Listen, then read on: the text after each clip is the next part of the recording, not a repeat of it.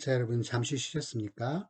자, 오늘 세 번째 수업도 우리 여러분들의 연구 계획서를 함께 검토하는 것으로 가름하고자 합니다. 자, 이번에는 벤다가 나왔네요. 자, 제목에는 일단 꺽쇠 가루를 쓰지 않고요. 일단 그냥 괄호 없이 써줍니다.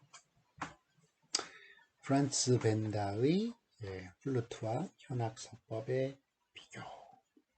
제목을 제가 바꿨습니다. 왜냐하면 현재는 어떻게 했냐면 프란츠 벤다의 이거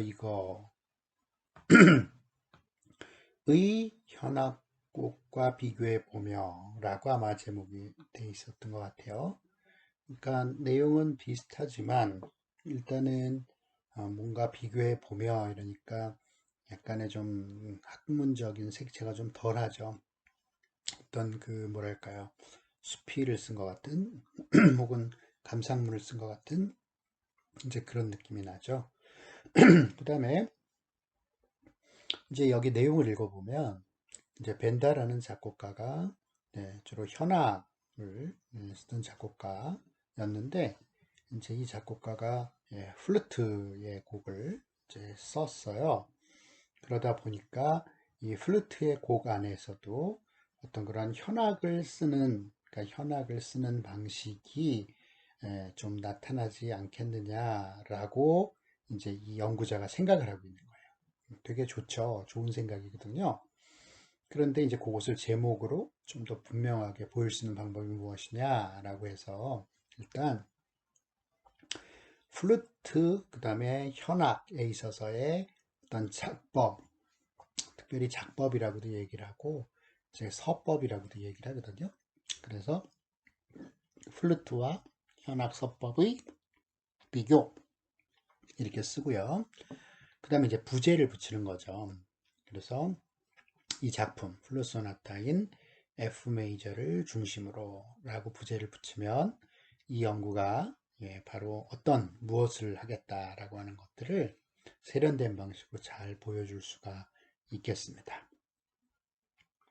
그 다음요, 본 연구자는 이 연구를 통해, 아니면 연구자는 본 연구를 통해, 이렇게 해야 되겠죠. 본 연구자는 본 연구를 통해, 혹은 이 연구자는 이 연구를 통해, 이상하니까요.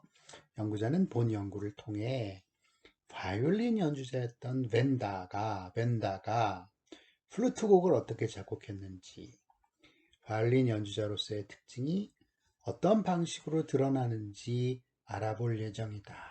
여기서 어떤 방식으로를 집어넣잖아요.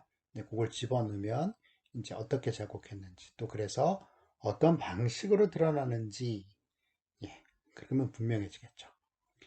자, 그러면 첫 문장에서 자, 벤다가 바이올린 연주자였는데 플룻 곡을 어떻게 작곡했고 바이올린 연주자로서의 특징이 플룻 곡이 어떻게 드러나는지 알아보겠다라고 하니까 분명히 딱 도드라지는 어떤 그런 특징을 가지고 있는 셈이 그런 것들을 잘 표출하는 셈이 되겠죠.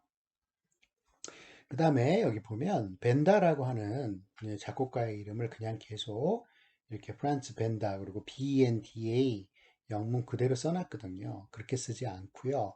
먼저 우리말로 외래어를 한번 읽어주고요. 벤다 그리고 괄호 안에 이 사람의 first name과 family name, 그러니까 이름과 성을 써주시고요.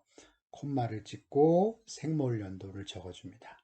이게 여러분 이제 되게 이게 학문적인 글쓰기에서는 너무나도 당연한 일이에요. 근데 여러분들이 지금 이게 익숙하지 않아서 이것을 지금 이렇게 실수를 하고 있거든요. 그러지 않게끔 반드시 last name 쓰고 그 다음 first 괄호 안에 first name, last name, 콤마 생몰 연도를 적어준다.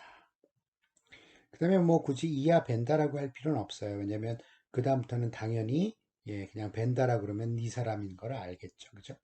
이 말 필요 없을 것 같고요. 자, 세 번째 줄 보시면 앞서 간단히 벤다에 대해 알아보자면 이런 말도 필요 없어요. 그냥 벤다는 1786년 체코에서 태어난 보헤미안의 바이올리니스트자 작곡가이다. 그의 바이올린 연주는 이렇게 해서 한 번은 대명사로 받아주시고요. 비르투오소적인 빠른 속주로 유명했고 연주뿐만 아니라 교육에도 많은 관심과 열정을 보여 바이올린을 위한 연습곡, 기본기를 기르기 위한 교본을 많이 작곡하였다. 중간에 벤다 벤다 나올 때 한번 빼줬습니다. 그쵸? 그 다음에 그는 17개의 교향곡과 바이올린을 위한 수많은 협주곡 및 소나타 그리고 기타 실내악곡들을 작곡했는데 그 수백여 개의 곡들 중 플룻곡은 손실된 것을 합쳐 20개 정도뿐이다. 자, 그러니까 이제 플룻곡이 그만큼 많지 않다. 그래서 연구에 희소성이 있다. 이제 이렇게 전개를 하려고 그러는 것 같아요. 그쵸? 근데 그 앞에 뭐 17개 교향곡, 근데 이렇게 쭉 다 열게 할 필요 없고 다른 장르의 작곡은 다른 악기 아니면 교향곡과 발린의 그런 어떤 레퍼토 수어에 비해서 뭐 이런 정도로 축소해도 좋을 것 같아요. 그죠? 그 다음에 여기서 보면 이제 플룻 고근이라고 보면 여기에 플룻에 이렇게 빨간 줄이 그어져 있죠. 그게 왜 그러냐면 오른쪽에 메모를 보시면 업계에서는 그러니까 플룻 하는 분들은 전부 이것을 그냥 플룻 이렇게 읽으셔요. 그렇죠? 예. 그래서 플룻이라고 쓰지만 참 재밌게도 우리 한글 프로그램에는 플룻이라는 것이 없어요. 오른표기가 아니에요. 그래서 플룻을 잘못 써놓으면 지가 그냥 플롯이라고 바뀌어요. 왜 플롯이라고 해서 대략적인 스토리 라인을 크게 하는 왜 국어에서 의 얘기가 있죠. 예.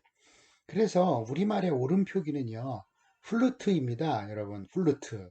여러분들 좀 이상하죠? 생소하죠? 그 다음 이건 업계에서 쓰는 용어가 아니죠. 이렇게 되잖아요. 근데 여러분, 이게 고착된, 우리말로 넘어와서 딱 고착된 외래어예요. 외래어라는 것은 우리말로 고착돼서 우리말화된 언어를 뜻하거든요. 외국어는요. 그런 게 아니고 그냥 외국어 있는 그대로를 우리말로 쓸 때 소리내서 쓰는 거예요. 그럴 경우가 예를 들어서 벤다 같은 게 바로 그런 거죠. 그러니까 벤다는 여러분 표준어가 없어요. 왜냐하면 외국어기 때문에 그것을 소리내서 읽는다라고 하는 원칙에 따라서 벤다라고 읽고 괄호 안에 써주는 거예요. 하지만 플루트는 우리말로 고착화된 토착화된 외래어예요. 따라서 우리말 표기를 따라주는 게 맞아요. 그러니까 플루트 이렇게 써주는 것이 옳겠다라는 거예요. 자, 그 다음에요. 벤다는 바로크 고전 시대를 잇는 플루트 작곡가들 중 다른 유명한 작곡가들에 비해 생소한 편인데 그런 벤다의 곡을 흑 연주자들이 연주함에 있어서 곡의 이해도를 높이기 위해 본 연구 주제로 선정하였다. 뭔가 문장이 좀 길어지면서 흐름이 좀 깨졌죠. 왜 깨졌는지 한번 볼까요? 자, 벤다는 비교적 생소해요. 다른 플룻 작곡가들에 비해서. 그런데 벤다의 곡을 플루트 연주자들이 연주함에 있어서 본 연구 주제로 선정한 거예요. 자, 그러면은 이 두 개의 문장이 지금 결합됐는데 그 두 개의 문장이 인과관계로 연결이 돼야 될 거 아니에요. 무슨 말이냐면 벤다가 비교적 생소한 편이기 때문에 그래서 곡의 이해를 돕기 위해서 선정했다. 이러면 말이 되죠. 그런데 지금 여기다가 생소한 편인데 라고 하는 일종의 양보절을 만들었어요. 그죠? 그러니까 이게 정확하게 뭐가 드러나지 않아요? 인과관계가 드러나지 않는 거예요. 그러다 보니까 여기가 지금 살짝 어정쩡해졌죠. 그죠? 자, 그래서 이 부분을 생소한 까닭에 혹은 생소하기 때문에 이렇게 고치면 좋을 것 같아요. 그 다음에 이제 그의 플루트 작품에 많이 녹아 있을 것이라고 생각한다. 어떤 특징이요? 현악을 위해 악곡을 구상했던 매체적 특징이 그의 플루트 작품에 많이 녹아 있을 것이라 생각한다. 이러면 좀 분명하죠. 그죠? 조금 표현이 세련되졌죠? 그래서 본 논문은 벤다의 현악곡과 플루트곡을 비교하면서 어떤 차이가 있고 어떤 공통점이 있는지 그리고 어떻게 현악기 작곡가의 스타일이 자연스럽게 녹아들어 있는지 보는 방법으로 진행될 것이다. 좋아요. 자, 그런데 여기 조금 문장이 조금 이렇게 군더더기가 많아서 좀 깔끔하게 중언부언하지 않고 좀 덜어낼 수 있으면 좋겠어요. 그걸 덜어내는 길은요, 여러분 자꾸 읽어보시는 것밖에 없습니다. 그러면서 줄이고 아시겠어요? 그 다음에 세 번째 메모를 보면요. 로서를 이제 구분을 할 것을 지금 촉구하고 있는데요. 여러분 여기 보면 로서라고 되어 있는 거는요. 우리가 이 자격을 의미해요. 그러니까 사람인 거예요. 사람. 그러니까 연주자로서 아시겠죠? 그러니까 로서를 잘못 쓰신 거예요. 연주자로서의 특징이 드러나는지. 로서는요. 도구격 조사라고 해요. 그래서 영어로는 through라고 하는 표현인 거예요. 그래서 통해, 우리말로는 누구누구를 통해라는 의미거든요. 그 연주자로서가 되면은 연주자를 통해 아니면은 연주자를 가지고 어떤 일을 하겠다라는 거예요. 말이 안 되잖아요. 그죠? 바이올린 연주자, 그 사람, 그런 의미가 들어 있으니까 여기서는 로서의 특징이 이렇게 해주시는 것이 맞겠다라는 거예요. 자, 이 글은 전에 비해서 훨씬 더 좋아졌지만 군더더기를 좀 제거해야겠다. 자, 그 다음 연구 보면요. 제목이 필요해요. 라고 했네요. 그죠? 자, 본 연구에서 필자는 1990년에 작곡된 비에른의 합창음악을 분석하고자 한다. 좋아요. 근데 어떤 식으로 분석하려고 하죠? 그 얘기가 여기 딱 들어가면 좋을 뻔했어요. 19세기 프랑스 오르간 악파에 소속된 루이 비에르는 두 번째부터는 그냥 비에른이라고만 하면 돼요. 작곡가이자 오르가니스트이다. 네. 그는 오르간을 위한 다수의 작품을 썼으며 이러한 까닭으로 선생님이 집어넣었죠. 더불어 오르간 오르막에서 중요한 인물로 평가된다. 세 문장에 걸치고 있지만 사실상 세 문장에 걸칠 만한 정보는 아닌 것 같아요. 조금 줄여도 좋을 것 같은데 필자가 분석하고자 하는 이 합창곡에서도 마찬가지로 오르간 반주의 쓰임새가 돋보인다. 아, 오르간 반주의 쓰임새가 돋보이는구나. 그러니까 합창음악인데 오르간 반주의 쓰임새가 돋보이는구나. 그래서 그런 거를 분석하려고 하는구나. 여기까지 읽어야 나타나잖아요. 첫 문장에다 빡 박아놓으라고요. 두 대의 오르간과 사성 본성 합창으로 구성되어 있는 이 곡의 효과적인 연주를 위하여 악곡의 분석뿐만 아니라 오르간의 관현악적 효과, 그러네요. 좋은 핵심어예요. 이 곡에 사용된 화성 진행 그리고 가사에 따른 음악적 표현을 분석하는 것이 선행되어야 한다. 그러한 노력의 일환으로 본 연구에서는 카루스 베알락의 악보에 표시된 오르간의 스탑을 살피고 그렇죠. 살펴야 되죠. 구체적으로 나왔어요. 두 대의 오르간이 대조되며 나타나는 효과에 집중할 것이다. 그렇죠. 이게 이제 연구 내용이에요. 또한 사용된 화려한 화성을 바탕으로 작곡가가 의도한 색채, 방향성, 그리고 클라이막스 등을 살피고자 한다. 이러한 과정을 통해 이 곡을 연주하려는 합창 지휘자의 곡 분석과 오르가니스트 그리고 합창단의 곡 이해를 도와. 자, 이거는 뭐 늘 하는 얘기죠. 그러니까 선생님이 늘 강조하는 건 이렇게 우리가 다 뻔한 목표를 다시 여기다가 쓰지 말자라고 하는 거예요. 이거보단 좀 더 구체적인 이 곡에서의 특징을 써주라는 거예요. 예를 들어서 잘은 모르지만 지금 여기서 부른 걸로 봐서는 일단 오르간 음악이 오르간 두 대의 오르간이 말이죠. 사성보 혼성 합창하고 나타났어요.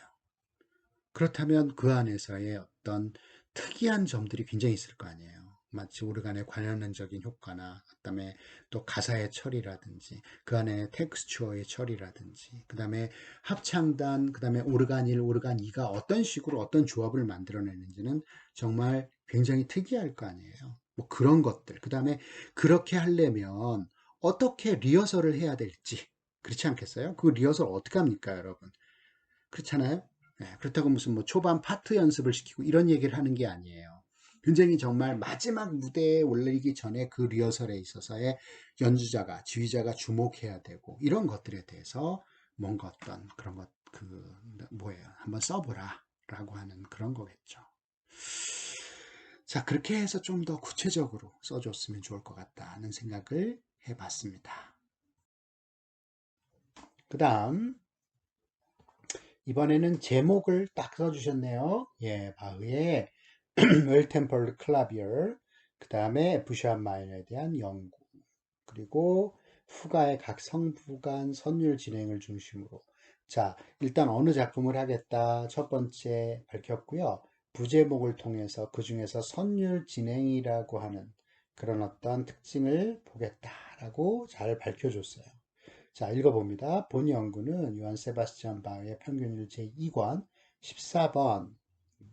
그 다음에 뭐라고 했었냐면요. 그 14번 F# 마이너 퓨그에서 세 개의 주제가 세 개의 각성부에서 어떻게 제시되고 모방되어 나타나는지를 파악하는데 그 목적이 있다. 자, 이건 선생님이 고친 거예요, 여러분. 그러니까 이분이 고치기 전에는 이렇게 이것이 딱 드러나지 않았어요. 그리고 계속 고친 건 충실한 연주를 위해 먼저 프렐류드와 후가의 이해가 필요하고 후가에서 단성으로 제시되는 주제와 잇따라 나오는 응답과 대선율의 이해가 필요하다. 그렇겠죠? 그 다음에는 이 악곡이 갖는 어떤 특이점에 대해서 설명하고 그 다음에 일반적인 후가의 진행 방식은 이러이러한데 이 곡에서는 그런 것들이 좀 결여되어 있다라는 방식으로 이제 풀어가면 될 텐데 이분은 그렇게 풀어가지 않고 이제 바로크 시대의 대표적 작곡가 J.S. 바흐는 자 한글로 바흐라고 해놓고 그 다음 계속 영어로 쓰네요. 12개의 장단조를 모두 사용하여 총 48곡의 프렐류드와 후구를 작곡하였다.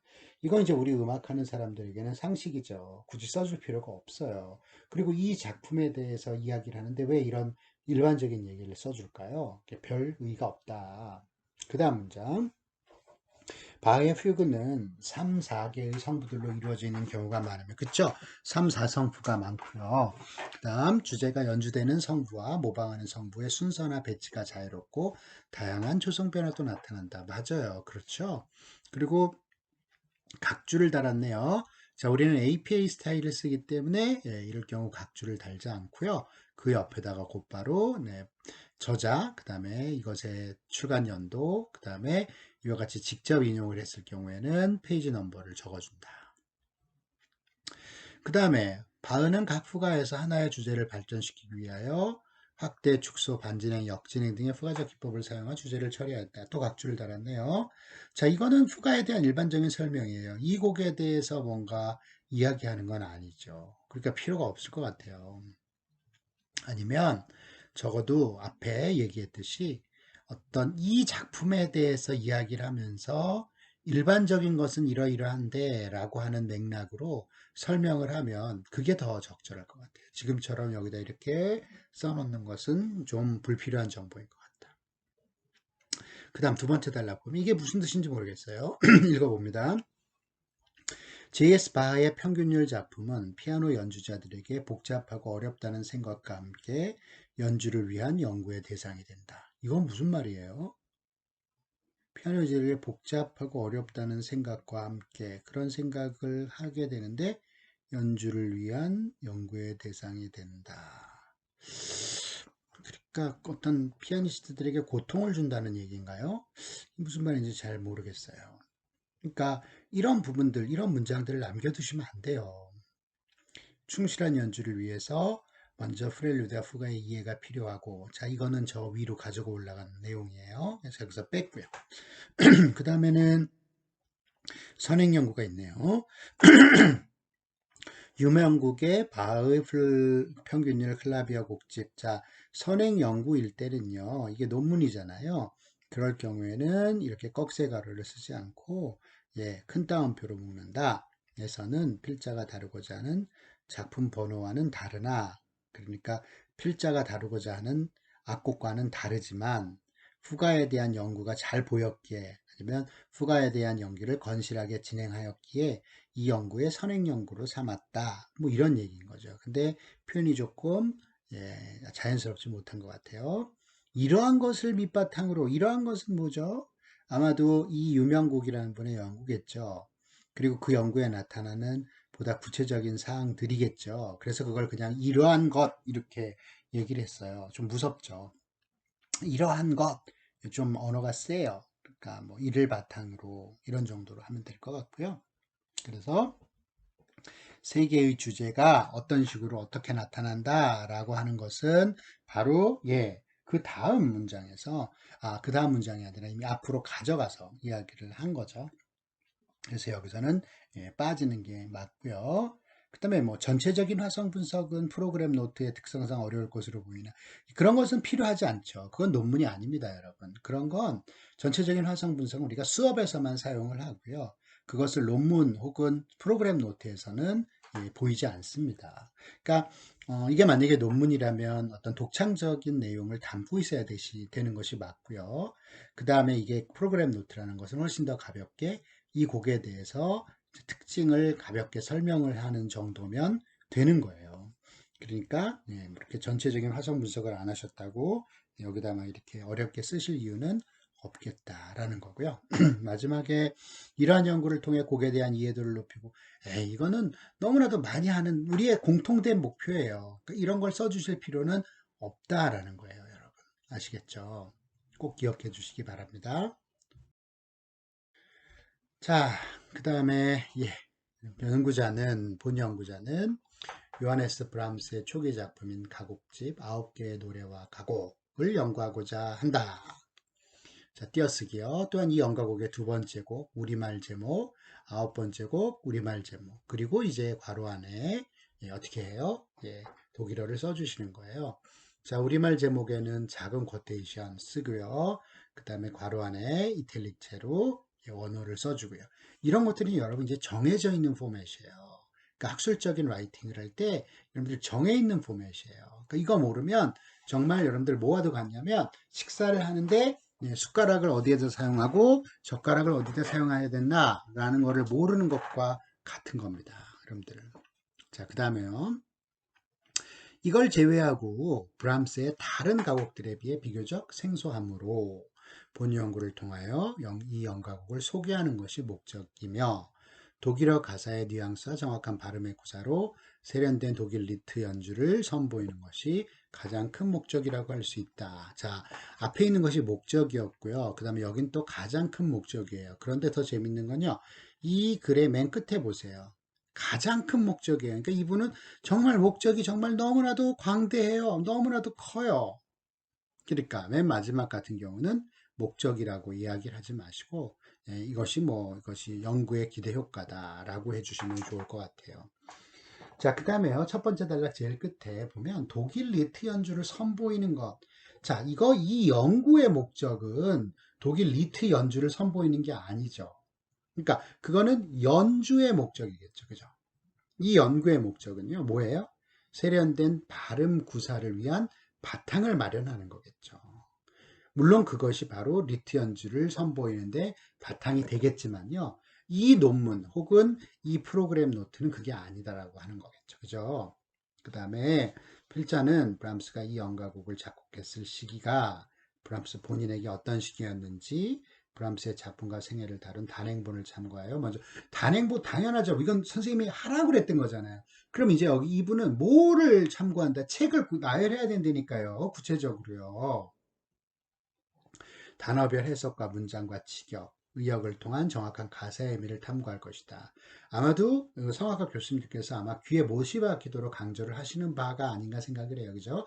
너네들이 그냥 노래를 불러서는 안 된다. 무슨 뜻인지 분명히 알고 노래를 해야 그 의미가 전달될 수 있다. 그래야 어떤 단어를 어떻게 강조할지 이런 것들을 또 더 정확하게 강조해야 표현력이 두드러지고 뭐 등등의 말씀을 많이 하실 것 같고 여러분들도 깊이 공감하시는 것 같아요. 근데 그런 얘기는 정말 수업 시간에 하는 얘기인 거예요. 여기에서는 그런 얘기보다는 그거보다 한층 더 이 특정한 곡에 맞는 그러한 것으로 가지고 와서 여러분들 얘기를 해야 돼요. 그래서 뭐 현지 가수의 리트 고수 이거는 여러분 비단 이 연구 계획서뿐만 아니라 성악가의 연구 계획서에는 다 나타나겠죠. 그렇지 않아요, 여러분? 이 두 번째 단락은 그러니까 이렇게 쓰면 안 되고 이 작품 브람스의 초기 가곡 9개의 가곡에서 그것들에 대한 다룬 단행본은 뭔지 그 다음에 거기에서 해석과 직역 뭐 이런 얘기 하시지 마시고요. 특별히 이 곡과 몇 번째 곡에 어떻고 뭐 이런 말씀을 조금 하셔야 돼요. 예? 무슨 말씀인지 아시겠죠? 그러니까 구체적으로 연구하려고 하는 작품에 대한 이야기도 해줬으면 좋겠다라는 거예요. 자, 그래서 지난번 과제에 비해서는 비교해 보니까 상당히 명료해졌어요. 그리고 문장도 좋아졌지만 좀 더 구체적으로 연구의 목표를 써줄 필요가 있다라고 이야기를 하고 싶습니다. 일단 여기까지 오늘은 하고요. 그 다음에는 이제 다음번 과제에 대해서 조금 설명을 드리고 마치려고 합니다. 자, 다음번 과제는요. 이제 과제 3이 됩니다. 여러분들이 제출한 과제는 1과 2를 통합한 거예요. 20%였고요. 그것이 20% 반영이 됐습니다. 그리고 과제 3, 이번에는 요약 및 인용하기의 과제입니다. 자, 이미 연구계획서를 썼죠, 여러분. 지금 같이 검토한 게 여러분들의 연구계획서입니다. 그걸 바탕으로 해서 프로그램 노트 또는 어떤 사람은 논문과 같이 이렇게 시작을 했어요. 자, 우리는 프로그램 노트를 쓰는 것을 권장하지만 만약에 여러분들이 논문과 같은 연구를 계속 진행해 보겠다라고 하면 그렇게 해도 괜찮아요. 그건 상관이 없어요. 자, 하지만 이번에 4학기라서 여러분들이 졸업을 해서 프로그램 노트를 내야 되는 학생은 반드시 프로그램 노트로 해주시기 바랍니다. 그 사람들은 그냥 이 수업을 통해서 프로그램 노트를 쓰고 그것을 제출하고 더 이상의 부담을 갖지 않으면 되겠어요. 자, 이 과정에서 참고 문헌을 3개 이상, 3개 딱 포함하셔도 돼요. 자, 단행본 하나, 학술 논문 하나, 학위 논문 하나는 반드시 포함하셔야 돼요. 그 밖의 자료는 선택하셔도 돼요. 그래서 이것의 초록이나 본문의 내용을 읽고, 자, 초록은 읽어야 돼요. 초록은 한 페이지 정도 되잖아요. 그걸 읽으면 내가 하려고 하는 연구에 이러이러한 점이 맞닿아 있구나. 이런 점이 나에게 알려주는 바가 있구나. 그러면 그런 점을 살짝 요약해서 적으시면 되고요. 더 좋은 건 초록도 읽고 본문에 특별히 그 곡에 대해서 이야기하는 바가 본문에 있어. 그러면 그 부분을 읽고 나에게 필요한 부분, 내가 갖고 올 부분은 무엇인가? 라고 하면서 선행 연구로 삼는다. 2번. 그리고 그 선행 연구를 논하는 과정에서 자신의 말로 요약하거나, 자, 자신의 말로 요약하는 거 간접 인용이라고 했어요. 그다음에 문장이나 문장의 일부를 가져올 때는 따옴표를 사용해서, 큰 따옴표를 사용해서 가져온다. 이것을 바로 직접 인용이라고 했어요. 자, 인용은 반드시 출처를 밝혀야 된다고 그랬죠. 그래서 지금도 연구계획서 쓸 때 그런 연습을 했잖아요. 그래서 저자 그리고 문헌의 출간 연도를 써준다. 그리고 특별히 직접 인용을 했을 경우에는 인용해온 쪽수를 다음과 같이 밝힌다. 예를 들어서 송무경, 2016, 콜른 194. 이렇게 밝혀주시면 좋겠습니다. 세 번째, 자, 이 과제는요, 한 달락만 쓰는 과제예요. 2달락 아니에요. 여러분, 한 달락. 그리고요, 3-4문장 정도로 쓰는 거예요. 자, 그런데요, 많지 않은 분량이지만, 자, 이걸 쓰기가 어려워요. 왜냐하면 적어도 여러분 3건의 그 문헌을 봐야 되기 때문이죠. 그 문헌의 어디를 본다고요? 초록을 보고요. 그 다음에 특별히 자신이 하고자 하는 그 작품에 대해서 논의하고 있는 본문의 한 부분을 보는 거예요. 그 부분을 읽어봐야 되는 거예요. 그래서 내가 이 부분을 어떻게 인용해서 갖고 올 것인가 하는 것을 연구해서 써야 되는 거예요. 그러니까 여러분 많은 시간이 걸립니다. 미리미리 시작하셔야 돼요. 분량은 많지 않다. 한 달락이다. 3-4문장 정도다. 하지만 독서를 하면서 그 독서한 걸 요약해서 적절한 포맷으로 가져와야 되기 때문에 결코 넉넉한 그러한 과제는 아니다. 자, 과제 제출은 5월 19일 화요일 밤 11시 59분까지입니다. 제출 시간을 엄수해 주시기를 바라고요. 시간 아직 충분하죠? 여러분들이 바로 6일 날 봤으니까 13일 정도의 시간이 있습니다. 자, 이 과제는요, 20% 반영합니다. 한 달락짜리 쓰는 게 20% 맞아요. 짧지만 굵은 과제입니다. 여러분들 이거 이제부터는 점점 좀 더 까다롭게 채점합니다. 다시 말해서 3번 채점 기준. 참고 문헌 여러분들 3개를 반드시 보라고 그랬죠. 그거를 보고 올바르게 이해했는지, 다시 말해서 무슨 말인지 모르고 막 인용하면 안 돼요. 거기에 맞게끔 딱 필요한 부분을 인용해야 되는 거예요. 그리고 인용할 때 적절한 포맷을 사용했는지, 다시 말해서 큰 따옴표를 사용해야 될 때 그랬는지, 뭐 이런 거. 그 다음에 출처는 제대로 밝혔는지. 자, 그 다음 2번째. 글이 자연스럽게 흘러야 됩니다. 한 단락인데 3문장이나 4문장인데 그 글이 자연스럽게 흘러야 됩니다, 여러분. 그것을 만드는 것이 여러분들의 과제고요. 그렇게 됐는지를 확인하는 것이 바로 채점의 기준입니다. 자, 4번째, 한글 파일로 제출해 주세요. 여러분 PDF 제출하는 분 계세요. 그렇게 하지 마시고요. 한글로 제출해 주시고요. 그다음에 여러분 또 MS 워드로 제출하는 분도 계세요. 한글은 한글에서 편집하기가 가장 좋습니다. 그래서 여러분 한글 파일을 좀 사용해 주시기를 바랍니다. 그리고 그 한글 파일의 첫 페이지에는 바로 그 이름하고 뭐 이제 정보가 뜨겠죠. 그리고 나서 실제 네, 딱딱딱 그 세 개의 자료가 들어가서 만들어낸 뭐예요, 여러분? 글이 들어가겠죠? 한 단락이. 그리고 그 밑에는 그 세 개의 문헌에 대한 참고 문헌 밑에 어떤 자료가 세 개인가 혹은 네 개인가 됐는지 밑에다가 쓰는 거예요. 자, 그리고 나서 선생님이 여러분들이 해당되는 원문을 제대로 이 캡처, 그러니까 제대로 여러분들이 활용했는지를 보기 위해서 여러분들의 원자료를 확인할 필요가 있어요. 그래서 그 원자료를 여러분들이 스캔해서 그 부분을 바로 그 여러분들 파일, 한글 파일에다가 넣어야 됩니다. 그래서 첫 페이지에는 지금 이야기한 짧지만 굵은 과제, 바로 인용하고 요약하는, 그죠? 그런 과제가 첫 페이지에 들어올 거고요. 그 밑에 바로 뭐가 있는 거예요? 참고문헌 3개나 그 이상의 것들이 있는 거죠. 그리고 그 다음 페이지부터 뭐가 있어요? 바로 여러분들 참고문헌 스캔한 거, 혹은 여러분들이 만약에 캡처를 했으면 캡처한 것을 거기다가 넣어도 돼요. 그래서 선생님이 그 파일 하나를 열어보면 아, 이렇게 썼구나. 그 원자료는 뭐지? 쭉쭉 밑에 내려보면 원자료가 탁탁탁 봐서 확인할 수 있도록 그렇게 해주셔야 돼요.